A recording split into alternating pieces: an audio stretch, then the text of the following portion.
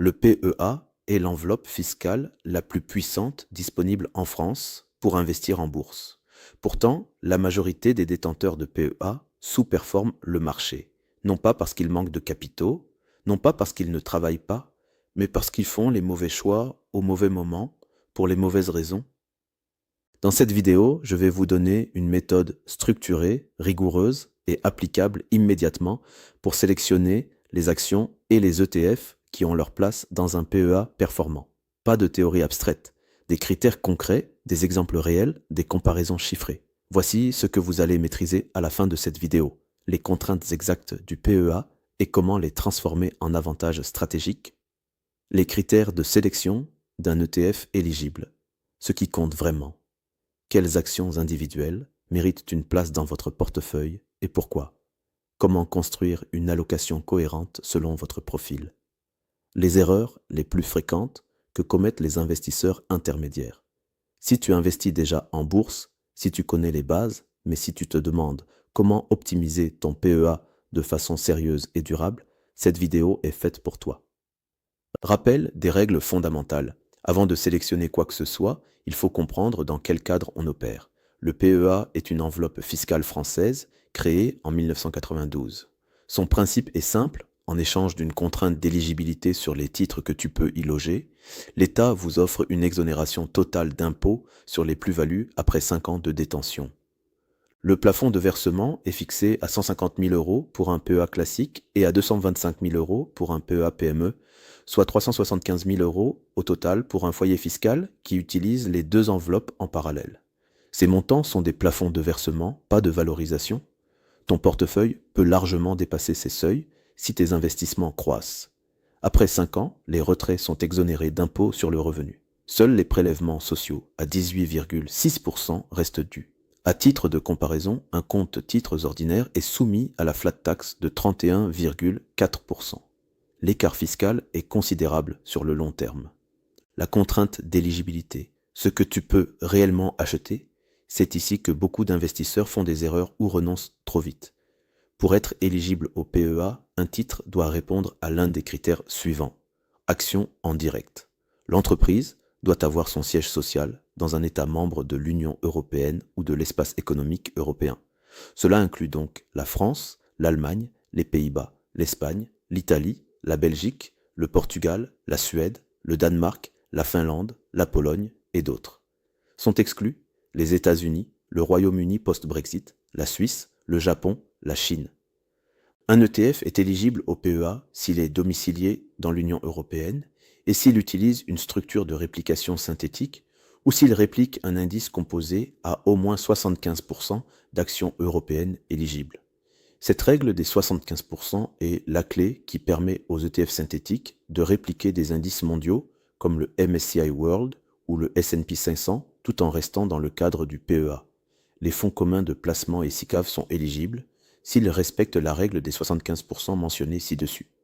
La réplication synthétique est le pont entre la contrainte européenne du PEA et l'exposition mondiale que vous souhaitez obtenir. Voici comment cela fonctionne concrètement. Un ETF à réplication physique achète directement les actions qui composent son indice. Un ETF à réplication synthétique, lui, utilise un contrat d'échange appelé swap. La société de gestion conclut un accord avec une contrepartie bancaire. La contrepartie s'engage à livrer la performance de l'indice cible, par exemple le MSCI World, en échange de la performance d'un panier de titres éligibles PEA détenus par le fonds. Résultat, l'ETF détient des actions européennes éligibles PEA mais vous expose à la performance du MSCI World ou du S&P 500. C'est légal, c'est réglementé et c'est utilisé par les plus grands émetteurs européens comme Amundi et Lyxor. Il existe bien un risque de contrepartie lié au swap, mais la réglementation UCITS limite l'exposition maximale à 10% de la valeur du fonds. Ce risque est réel, mais limité, et géré en pratique par des mécanismes de collatéralisation quotidienne. Le Total Expense Ratio, TER, votre premier filtre. Le TER est le coût annuel total d'un ETF exprimé en pourcentage de l'actif géré. C'est la friction permanente qui s'applique à votre performance, année après année, en intérêt composé inversé. Sur un horizon de 20 ans, la différence entre un ETF à 0,15% et un ETF à 0,50% de frais annuels représente plusieurs points de performance cumulés. Ce n'est pas négligeable. Sur 100 000 euros investis avec un rendement brut de 8% par an, l'écart de 0,35% annuel correspond à environ 15 000 euros de patrimoine en moins après 20 ans. L'encours sous gestion, AUM, un indicateur de liquidité et de pérennité. L'encours sous gestion reflète la masse d'actifs confiés à un ETF. C'est un proxy de liquidité et de solidité. Un ETF avec un encours élevé présente plusieurs avantages. Spreads, bid-ask plus serrés, moindre risque de fermeture du fonds, meilleur tracking difference. Seuil de référence, inférieur à 100 millions euros, vigilance, risque de fermeture ou de liquidation du fonds, entre 100 millions et 500 millions euros, acceptable pour des ETF sectoriels ou spécialisés, supérieur à 500 millions euros, confortable pour un ETF corps de portefeuille, supérieur à 1 milliard euros, standard de qualité pour un ETF de cœur de portefeuille, la tracking difference, le vrai coût réel versus le coût affiché. La tracking difference mesure l'écart entre la performance effective de l'ETF et celle de son indice de référence sur une période donnée, généralement un an. Elle est distincte du TER et peut-être plus révélatrice. Un ETF peut afficher un TER de 0,20%, mais avoir une tracking difference de 0,05%, ce qui signifie qu'il surperforme légèrement son indice après frais grâce aux revenus de prêt de titres. A l'inverse, un ETF peut avoir un TER de 0,15%, mais une tracking difference de plus 0,30%, indiquant qu'il sous-performe son indice de plus que ses frais affichés. La tracking difference est donc votre indicateur de coût réel. Elle est disponible sur des sites spécialisés comme JustETF ou trackingdifference.com. La politique de distribution capitalisant vs distribuant. Un ETF capitalisant réinvestit automatiquement les dividendes dans le fonds, augmentant la valeur liquidative. Un ETF distribuant verse les dividendes directement sur votre compte. Dans le cadre du PEA, la recommandation est quasi systématique vers les ETF capitalisants pour une raison simple. Les dividendes versés sur un PEA ne sortent pas de l'enveloppe fiscale, mais leur réinvestissement automatique via un ETF capitalisant est plus efficace et évite la friction de la réallocation manuelle.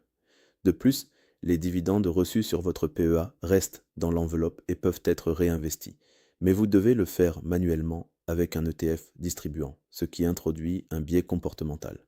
Règle simple. Pour un PEA en phase de constitution et d'accumulation, privilégiez systématiquement les ETF capitalisants. Voici les ETF qui méritent une analyse sérieuse pour un PEA d'investisseurs intermédiaires. Cette liste n'est pas exhaustive, mais représente le socle des choix les plus utilisés et les plus justifiés. L'indice MSCI World couvre environ 1500 grandes et moyennes capitalisations dans 23 pays développés. Il est dominé par les États-Unis, environ 70%, suivi du Japon, du Royaume-Uni, de la France et de l'Allemagne.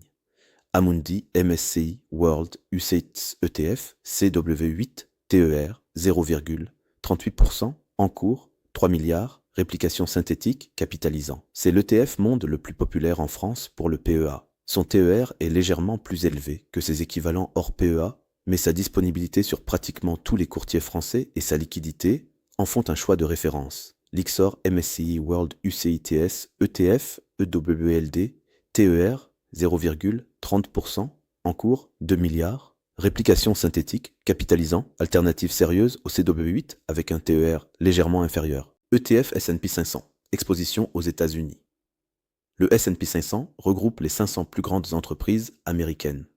Sur les 20 dernières années, il a délivré des performances supérieures au MSCI World grâce au poids des secteurs technologie et santé américains, mais investir uniquement sur le S&P 500 revient à concentrer 100% de son exposition monde sur un seul pays, Amundi, S&P 500 UCITS ETF 500 TER 0,15%, en cours 8 milliards euros, réplication synthétique, capitalisant l'un des ETF les moins chers accessibles en PEA. Référence du marché français. Lyxor S&P 500 UCITS ETF SP5 TER 0,15%, en cours 3 milliards, réplication synthétique capitalisant. ETF Europe, exposition domestique et diversification sectorielle. Investir en Europe via un ETF dans un PEA peut sembler redondant puisque le PEA est déjà une enveloppe européenne. Mais cela dépend de votre conviction sur la valorisation relative de l'Europe, les États-Unis. Amundi MSCI Europe UCITS ETF, TER 0,15%, réplication physique ou synthétique selon la version, couvre environ 430 entreprises dans 15 pays européens développés. L'Ixor Euro Stoxx 50 UCITS ETF, MSE, TER 0,20%, réplication synthétique, concentrée sur les 50 plus grandes capitalisations de la zone euro. L'Euro Stoxx 50 est plus concentré sectoriel, banque, industriel, énergie, et moins diversifié que le MSCI Europe. Pour un investisseur intermédiaire cherchant de la diversification, le MSCI Europe est préférable. ETF pays émergents, la contrainte PEA révèle ici ses limites. C'est sur ce point que le PEA montre ses limites les plus contraignantes. Les marchés émergents incluent la Chine, l'Inde, le Brésil, Taïwan, la Corée du Sud. Aucun de ces pays n'est éligible PEA en action directe. Pour s'y exposer en PEA, on doit passer par des ETF synthétiques. Amundi, MSCI, Emerging Markets UCITS, ETF, AEM. TER, 0,20%, réplication synthétique, capitalisant. Permet d'accéder aux marchés émergents dans le cadre du PEA. L'exposition aux émergents est recommandée comme complément, pas comme cœur de portefeuille, pour un PEA. Entre 5% et 15% maximum, selon ta tolérance à la volatilité. Les ETF sectoriels permettent de surpondérer des secteurs dans lesquels vous avez une conviction fondamentale. Ils doivent rester des positions satellites, jamais le cœur de l'allocation. Amundi MSCI World Technology UCITS ETF, exposition aux valeurs technologiques mondiales. TER 0,35%. L'Ixor MSCI World Healthcare UCITS ETF, exposition aux valeurs de santé mondiale. TER 0,30%. BNP Paribas. Easy MSCI Europe SRI S-Series, pour les investisseurs souhaitant intégrer des critères ESG stricts dans leur sélection. Pourquoi intégrer des actions en direct dans un PEA? Un portefeuille exclusivement composé d'ETF est parfaitement défendable. Mais pour un investisseur intermédiaire disposant du temps et de la rigueur nécessaires à l'analyse, intégrer quelques actions en direct présente plusieurs avantages. Rendement potentiellement supérieur, en identifiant des entreprises sous-valorisées ou à fort potentiel de croissance, tu peux théoriquement battre l'indice. C'est difficile, mais pas impossible sur des périodes longues avec une sélection disciplinée. Certaines actions européennes distribuent des dividendes bien supérieurs au rendement implicite des ETF. Ces dividendes restent dans l'enveloppe PEA et peuvent être réinvestis. Investir sur une action vous oblige à analyser l'entreprise, son modèle économique, ses résultats. Ce travail d'analyse développe ta culture financière et ta discipline d'investissement. Risque de concentration. En contrepartie, chaque action en direct introduit un risque spécifique non présent dans un ETF. La faillite ou la chute brutale d'une seule ligne peut avoir un impact significatif si elle représente une part trop importante du portefeuille. La règle généralement recommandée est de ne pas dépasser 5% du portefeuille sur une seule action. Les critères de sélection d'une action PEA. Voici le cadre analytique que vous devez appliquer avant d'investir sur une action en direct dans votre PEA. L'éligibilité. L'entreprise doit être domiciliée dans l'UE ou l'EEE. Vérifiez systématiquement l'éligibilité sur le site de votre courtier ou sur l'AMF. Une action peut se négocier en euros sur une bourse européenne et ne pas être éligible PEA si son siège social est hors UE. La qualité du bilan. Analysez le ratio dette net EBITDA. Un ratio inférieur à 2x est généralement sain pour une entreprise cyclique, inférieur à 1x pour une entreprise défensive. Un endettement excessif est un facteur de risque majeur, particulièrement dans un environnement de taux élevés. La génération de cash flow. Le bénéfice comptable peut être manipulé. Le free cash flow, FCF, est beaucoup plus difficile à falsifier. Regardez la capacité de l'entreprise à générer du cash après investissement de maintenance. Un FCF yield, FCF, capitalisation boursière supérieure à 5%, est un signal positif de valorisation raisonnable. Le MOAT concurrentiel, concept popularisé par Warren Buffett, le MOAT désigne l'avantage concurrentiel durable d'une entreprise. Il peut prendre plusieurs formes. Coût de substitution élevé pour les clients, logiciels d'entreprise, effet de réseau, place de marché, plateforme, avantage de coût structurel, producteur à bas coût, actifs intangibles, marques, brevets, licences réglementaires. La valorisation relative compare le PER, Price Earnings Ratio, de l'entreprise à sa moyenne historique et à celle de son secteur. Un PER élevé est acceptable si la croissance des bénéfices le justifie. Utilisez le PUG PER, taux de croissance annuel des bénéfices, pour ajuster la valorisation à la croissance attendue. Un PEG inférieur à 1 est généralement considéré comme attractif. La politique de retour aux actionnaires, dividendes, rachat d'actions, réduction de dette, analyse l'historique de dividendes, sa régularité, sa croissance, son taux de couverture, payout ratio. Un payout ratio supérieur à 80% sur un bénéfice volatile est un signal de risque sur la durabilité du dividende. Je vais te présenter des exemples d'actions éligibles PEA par secteur, analysés à travers le prisme des critères évoqués. Ces exemples sont fournis à titre pédagogique et ne constituent pas des recommandations d'investissement personnalisées. Luxe et consommation discrétionnaire. Le luxe européen est l'un des rares secteurs où l'Europe possède un avantage compétitif mondial incontestable. Les grandes maisons françaises et italiennes disposent de marques multidécennales, de pricing power structurel et d'une base clientèle mondiale en expansion grâce à la classe moyenne asiatique.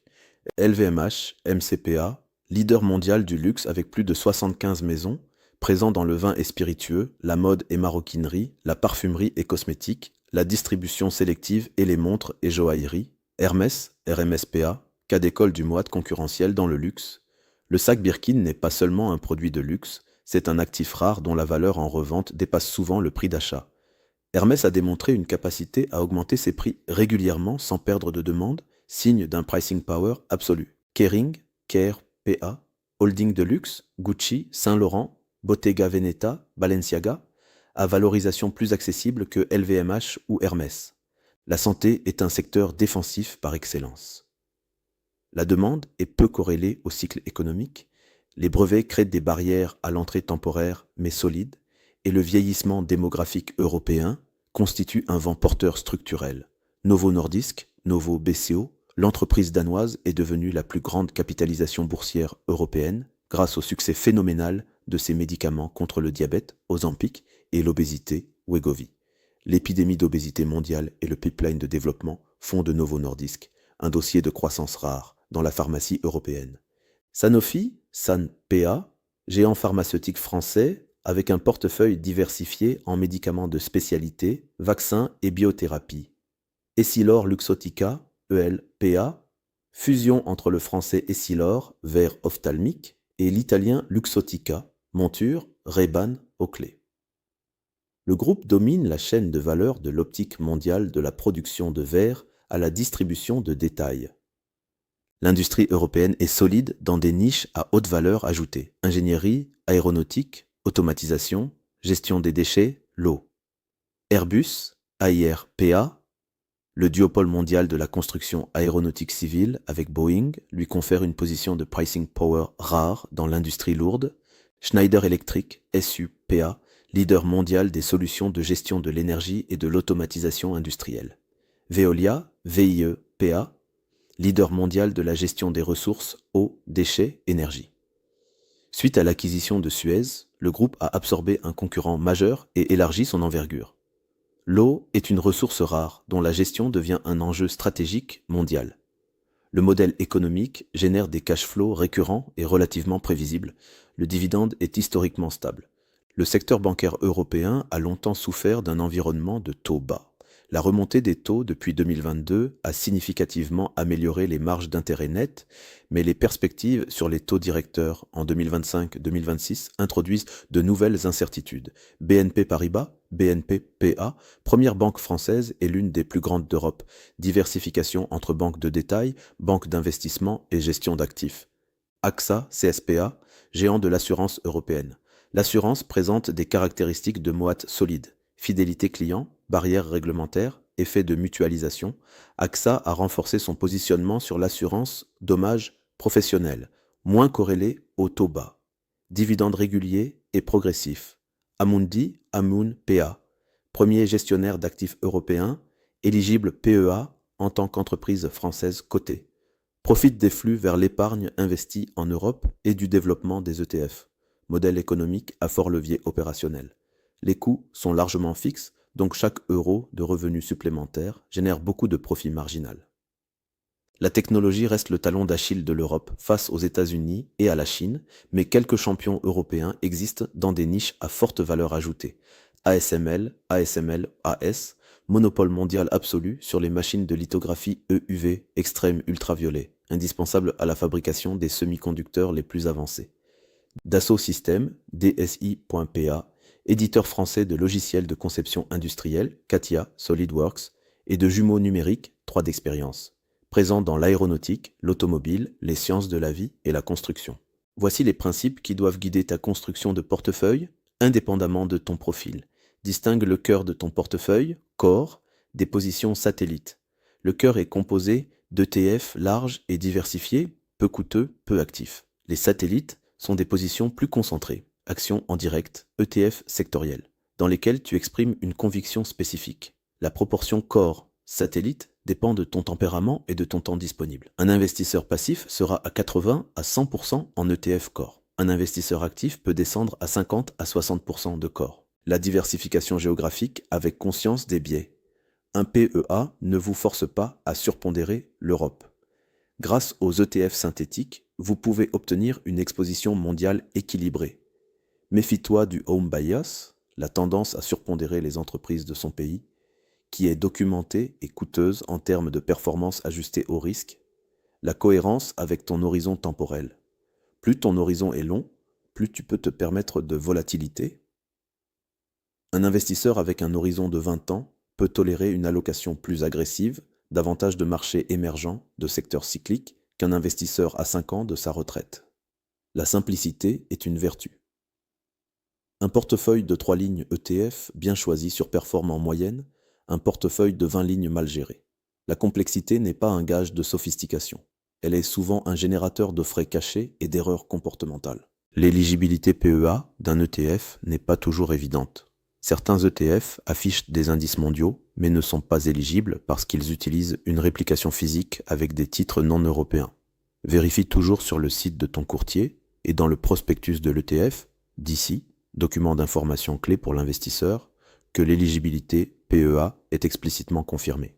Un investisseur qui détient à la fois un ETF MSCI World 70% USA et un ETF S&P 500 se retrouve surpondéré sur les États-Unis sans le réaliser.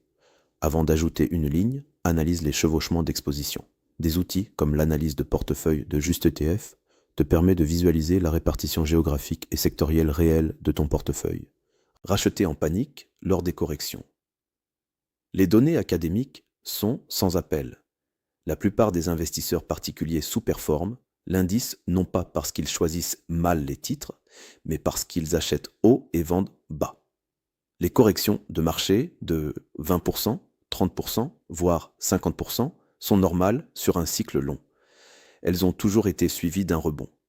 La discipline comportementale est votre avantage concurrentiel le plus durable. Avec le temps, votre allocation réelle dérive de votre allocation cible.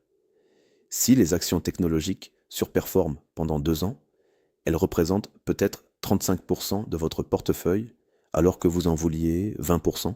Rééquilibrer annuellement, vendre ce qui a surperformé pour renforcer ce qui a sous-performé, maintient votre profil de risque cible et vous force à une discipline d'achat bas, vente haut contrariante.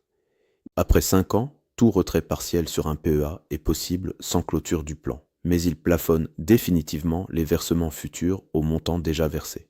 Comprendre exactement les règles de retrait de votre PEA avant d'effectuer une opération vous évitera de mauvaises surprises réglementaires. Un rendement dividende de 8% peut signifier soit que l'entreprise est extraordinairement généreuse, soit, et c'est bien plus souvent le cas, que le cours de l'action a chuté en anticipation d'une mauvaise nouvelle.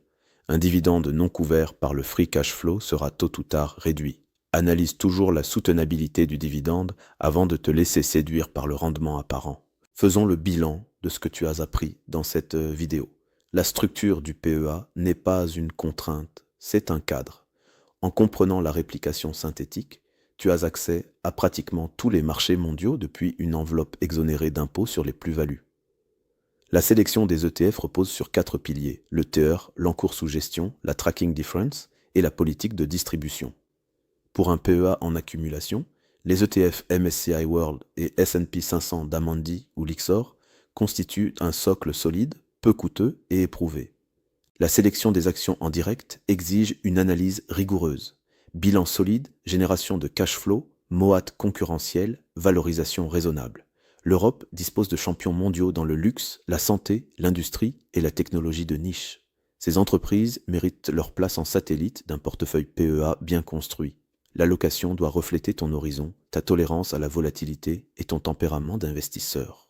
La simplicité est une vertu. 3 à 5 lignes bien choisies valent mieux que 20 lignes mal suivies. Le comportement est ton premier facteur de performance à long terme. Investir régulièrement, rééquilibrer annuellement, ne pas céder à la panique lors des corrections, comprendre ce que tu détiens et pourquoi, voilà les fondements d'un investisseur intermédiaire qui progresse vers la maîtrise. Ton plan d'action concret que tu peux suivre et adapter. Fais l'inventaire de ce que tu détiens actuellement en PEA et calcule ton exposition géographique et sectorielle réelle. Définis ton allocation cible en appliquant le modèle cœur satellite présenté dans cette vidéo. Identifie les ETF éligibles disponibles chez ton courtier et compare leur TER et Tracking Difference sur Just ETF. Si tu souhaites des actions en direct, sélectionne 2 à 3 entreprises dans des secteurs différents. Analyse leur bilan et leur valorisation avec les critères exposés. Mets en place un virement automatique mensuel vers ton PEA. La régularité des versements, aussi modeste soit-elle, est plus puissante que la recherche du bon moment. Attention, cette vidéo est à vocation pédagogique. Elle ne constitue pas un conseil en investissement personnalisé. Les performances passées ne préjugent pas des performances futures. Tout investissement comporte des risques de perte en capital.